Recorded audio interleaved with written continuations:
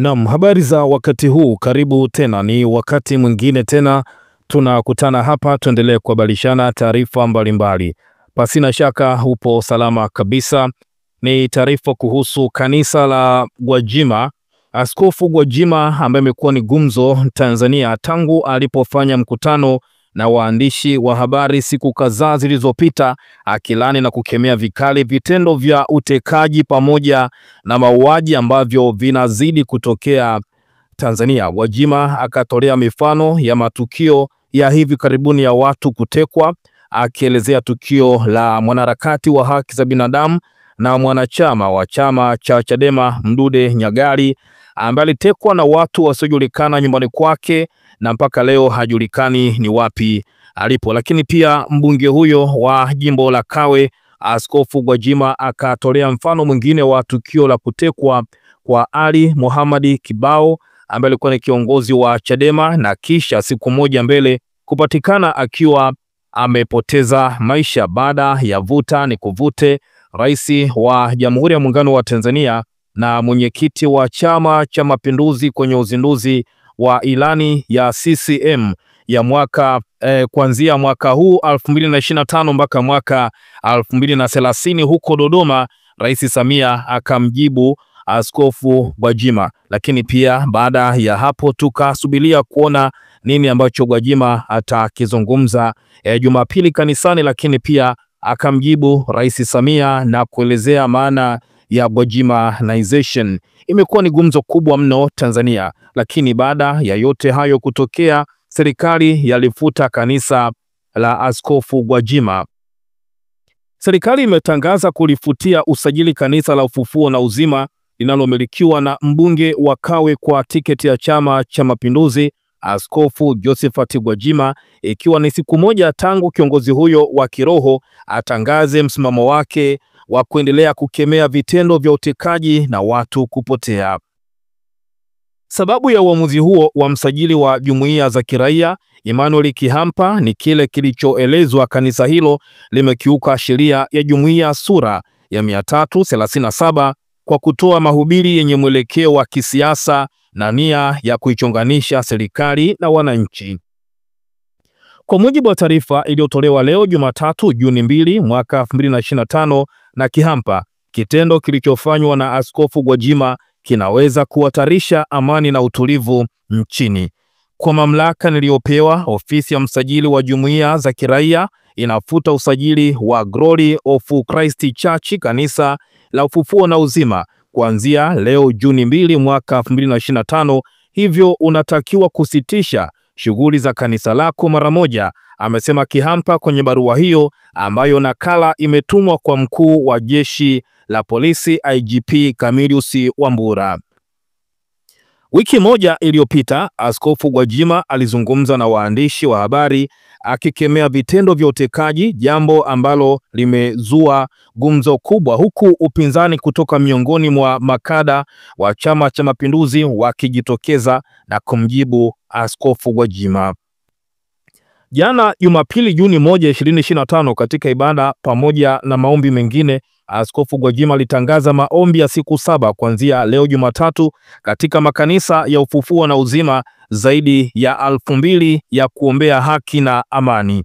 Lakini baada ya tangazo hilo leo, ambapo maombi yalikuwa yanaanza rasmi, ukipita katika peji za kanisa la Ufufuo na Uzima utakuta wamechapisha taarifa ya siku ya kwanza wa mfungo wa kuliombea taifa. Watu wote mnakaribishwa kwenye mfungo huu. Kutakuwa na ibada ya maombi ya pamoja kuanzia saa 10 jioni. Location Ufufuo na Uzima, Ubungo Chai. Ibada hii itarushwa live kupitia YouTube channel ya Rudisha TV. Karibu. Hii ni taarifa ambayo ukipita kwenye peji za Ufufuo na Uzima walikuwa wamechapisha leo, wakianza maombi ya siku 7 kuliombea taifa la Tanzania. Lakini moja kwa moja kwa yule ambaye angetamani kuona kile ambacho kimeandikwa kwenye barua, lakini pia nini ambacho Gwajima atakifanya, tusubirie hapa. Lakini barua hii ambayo imetumwa na kulifungia usajili kanisa la Gwajima inasomeka kama ifuatavyo: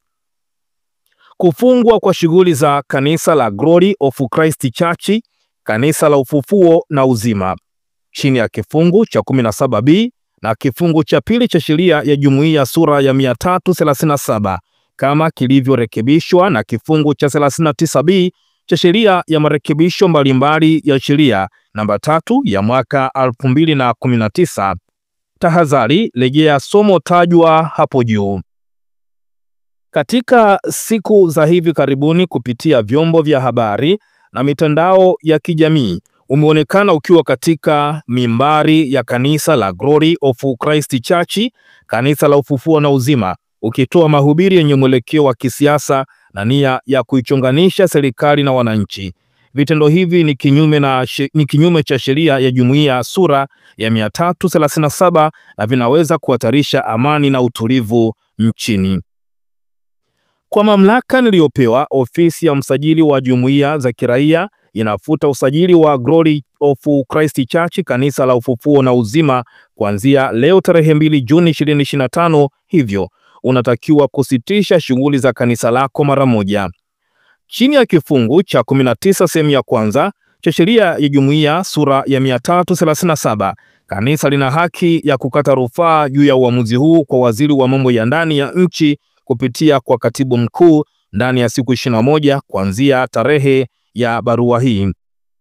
Kwa amri ya msajili wa jumuiya za kiraia imetolewa na Emmanuel Kihampa, msajili wa jumuiya za kiraia, lakini nakala hii imetumwa kwa Camillus Wambura, mkuu wa jeshi la polisi, makao makuu ya polisi.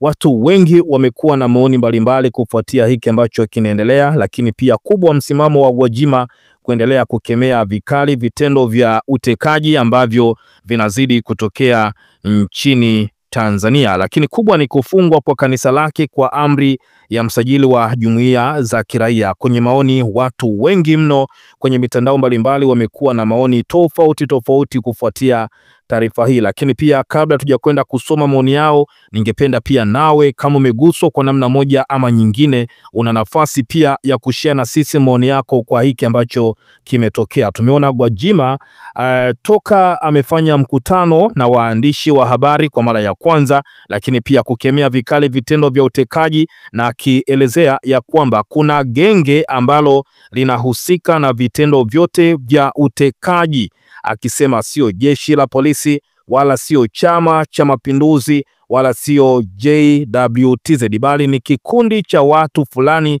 ambacho kimekuwa kikifanya matukio hayo ya utekaji kwa manufaa ya watu fulani. Hivyo akisema kwamba wanaohusika sio jeshi la polisi wala sio Chama cha Mapinduzi, bali ni kikundi ambacho kimeundwa kwa maslahi ya wanasiasa wachache ambao wamekuwa wakifanya kazi kwa manufaa ya wanasiasa hao wachache. Moja kwa moja tukianza kupitia maoni, huyo wa kwanza anasema tupo pamoja na wewe Gwajima, hakuna kuchoka mpaka kieleweke.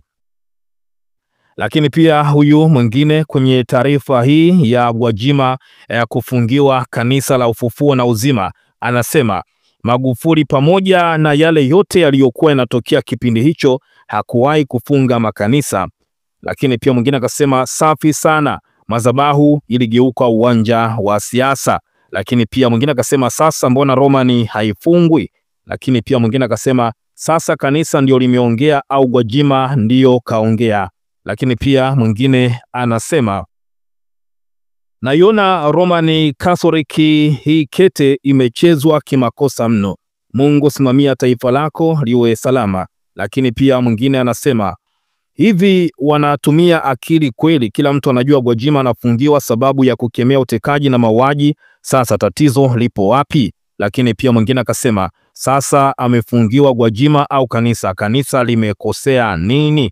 Lakini pia mwingine akasema huu mwaka tuchagui mtu. Mwingine akasema ila ni simanzi sana kwa kesho yetu sisi kama vijana haise. Lakini pia mwingine akasema kwamba msajili kwenye subject aandike kanisa la Ufufuo na Uzima, pia hajui cheo cha mkuu wa polisi ni IGP na si IGP. Lakini pia mwingine akasema kwamba abadili usajili kiwe chama. Lakini pia mwingine akasema huyo waziri wa mambo ya kwenye chupa ndo huyu mkwe wa tajiri. Lakini pia mwingine anasema kwamba uzuri Gwajima ni jasusi la mbinguni, tupo pamoja nawe mpaka wakuue.